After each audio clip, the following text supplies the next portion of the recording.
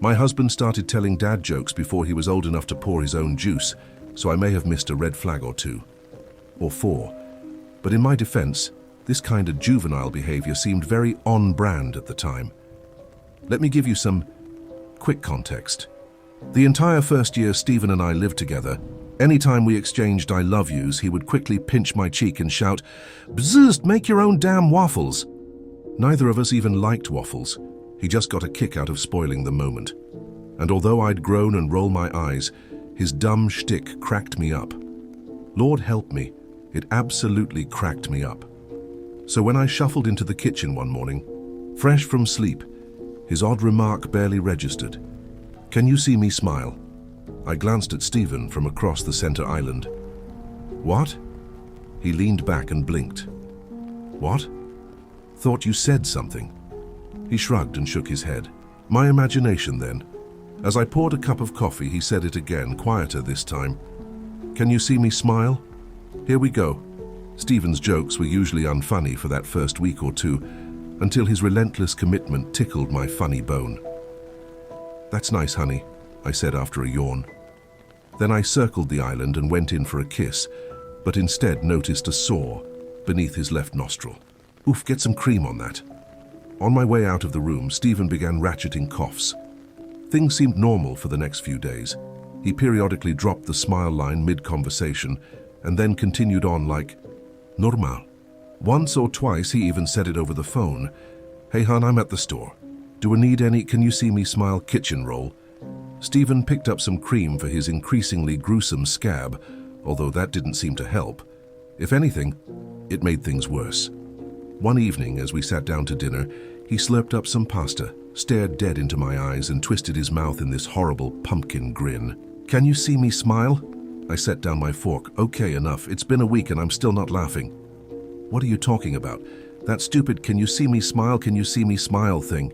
He cocked his head to the side. "Huh? Don't even start. Just drop it already." The two of us went back and forth, him pushing me to explain myself, me growing steadily more agitated. "Can't you just admit this gag didn't land and move on?" "Well, the only gags that do land are ones about airplanes, but I still don't understand what you're talking about." The tension immediately dissolved as I half groaned, half chuckled at his zinger. Later, as I soaked in the tube with 2 cucumber slices over my eyes, the door at the far side of the room creaked open. "Stephen?" I called. Another creak. "Hello?" I slid up, catching the slices. There was no one else in the steamy room. A draft had most likely blown the door open. I settled back into a comfortable position.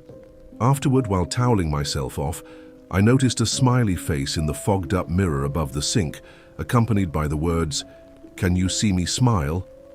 Stephen had already turned in for the night, so my lecture about boundaries got placed on hold until morning. Sometime after midnight, an awful dream about falling into this endless black void startled me awake.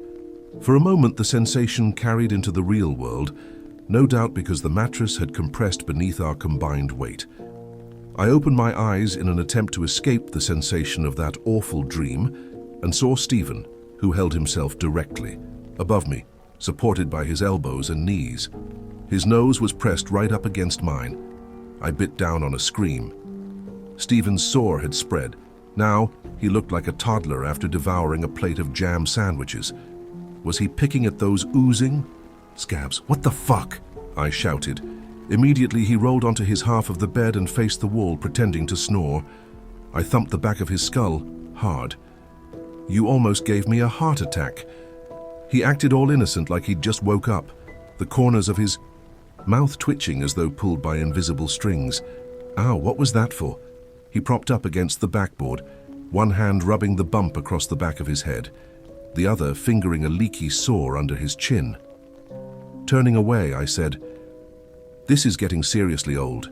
You're not funny." He began to protest, but then entered a harsh coughing fit. It rose from deep inside his chest as he raced down the hall. "And go see a dermatologist," I shouted after him. When the alarm screeched, the far side of the bed was still empty. I crossed the upstairs landing and went into the bathroom, where Stephen stood before the sink, eyes fixed on his own reflection. He stretched and twisted his lips, which had gone pale at the corners, using his forefingers. From the doorway, I said, "Look, sorry about last night, but you scared the crap out of me. Can we act like the whole thing never happened?"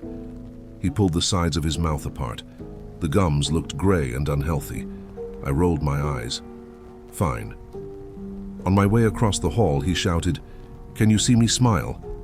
I called my mom from work, who listened to me vent for 20 minutes. Just won't give it a rest with this smiling thing. Be upfront. Explain how much it's bothering you." That sounded reasonable. Stephen liked juvenile jokes, granted, but he wasn't a man-child or anything. Most likely the two of us could get this straightened out and then go for a romantic meal someplace fancy. Back home, Stephen was in the downstairs lounge, furiously scribbling into a notebook. "Can we talk?" I asked. He stayed hunched forward, his attention fixated on his writing. "Sorry if I was a little short-tempered last night. I didn't mean to hit you so hard, but this joke, it really got under my skin. You think we could pretend the whole thing never happened?" No response. "Can you please answer me? Or at least acknowledge you're listening?" I moved forward and snatched the notepad away. Stephen stood, suddenly enough to startle me, and grabbed it back. For a split second, I glimpsed the words, "Can you see me smile?" written over and over again. He grinned, exposing teeth of startling whiteness. Had he bleached them? This wasn't a joke anymore. It was full-blown mental illness. "Stephen, talk to me. What's wrong?" He cleared his watery throat. "Can you see me smile?" He tossed the notebook aside and took a single step forward, arms outstretched. Thin trickles of blood ran along his chin from where he'd compulsively nibbled his bottom lip. "Can you see me smile?" I retreated into the hall. "Stephen, can you see me smile?" He coughed harshly before saying it again in a kind of hoarse growl. Thick wads of saliva flew from those pale lips. I spun on my heels and made for the door, Stephen walking after me. "Can you see me smile?" He followed me out of the house and across the front walkway. The second I pulled the door of my Ford Escort shut, he drum-rolled the window. "Can you see me smile? Can you see me smile?" As I slipped the vehicle into gear, he breathed over the glass to fog it up and wrote a backward CAN. It's a miracle I didn't plow over him barreling out of that driveway in reverse. My eyes had gone all red and puffy by the time I reached Mom's place. The police showed zero interest in Stephen's condition. "Yeah, sure. Your husband keeps telling you to smile. We'll get right on that." Neither did the paramedics. "You want us to send an ambulance over a nasty rash?" Stephen didn't respond to any of my messages, nor answer my calls. That night I lay awake praying he was okay, that he'd made use of the mental health resources I'd sent over. Mom told me to steer clear until we could arrange for somebody to accompany me home. But laying in that cold, empty bed, I had terrible nightmares about Stephen hurting himself. He needed help, and it couldn't wait. When I pulled into the driveway, the house was entirely dark. A nasty aroma hit me the second I pushed open the front door. A strangely familiar, coppery scent. There were dull thuds from somewhere upstairs. I slowly climbed the steps. In the landing, I flicked on the light and stifled a yelp. Scribbled up and down the walls were the words, "Can you see me smile?"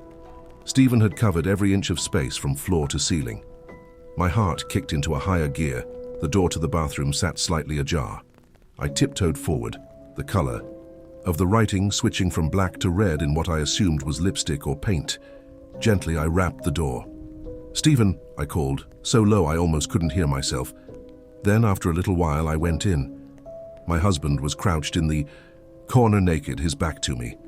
He dragged a lobster-red hand up and down the wall, smearing the word SEE over the cream-colored tiles, stopping only to replenish the ink by vomiting thick red phlegm onto his fingers.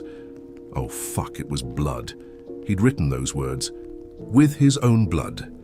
"Can you see me smile?" he snarled, along with a full-body spasm. There was something wrong with his voice. He sounded like a patient in a dentist's chair with a prop in their mouth. The door made a cree sound as I flinched back without meaning to. Stephen's head perked up. I spun into the hall and raced toward the stairs. Halfway there, Stephen threw himself hard against the back of my legs, sending us both careening down the steps. I landed flat on my back. Directly above my head, two blurry light bulbs circled one another. I watched them go round and round until two Stevens, their mouths caked with dry, crusty blood, leaned into my window of vision. He pinned me down, and between gruesome wheezes that slid up from his throat, he repeated those 5 words again and again. As my vision stabilized, I realized it wasn't just blood on his face. Tendons and jaw muscles were exposed, pulling and vibrating like over-tuned guitar strings. Fragments of bone even shined through in places. The lips and the surrounding area had been chewed or cut or scratched away. His cheeks hung loose in torn flaps. He brought us nose to nose, his exposed jaw inches from my mouth. "Can you see me smile?" That raw sewage breath absolutely reeked. A big purple tongue slid out of his mouth, finding its way inside my right nostril. As I lashed out against him, raw meat peeled away beneath my fingernails. He eventually made a sound like a cat hacking. Up a furball, exposed teeth chattering and closing and crunching. I seized the opportunity by worming my way out from under him and made a break for the kitchen, where I armed myself with a steak knife.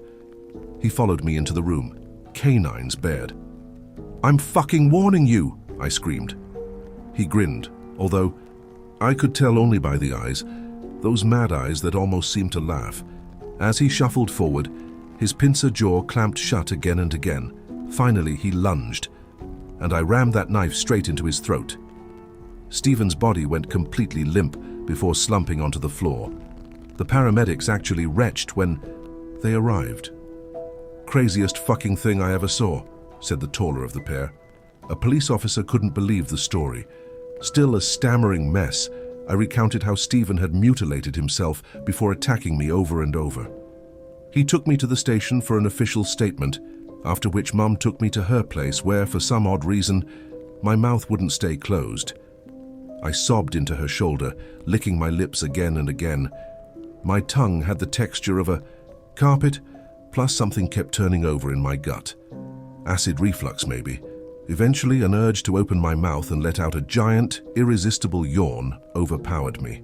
Then Mom reeled away, her face laced with concern. "What do you mean, honey?" I threw her a confused look and scratched my itchy mouth. "What do you mean? What do I mean?" She reached over and wiped a tear off my cheek. "Why wouldn't I be able to see you smile?"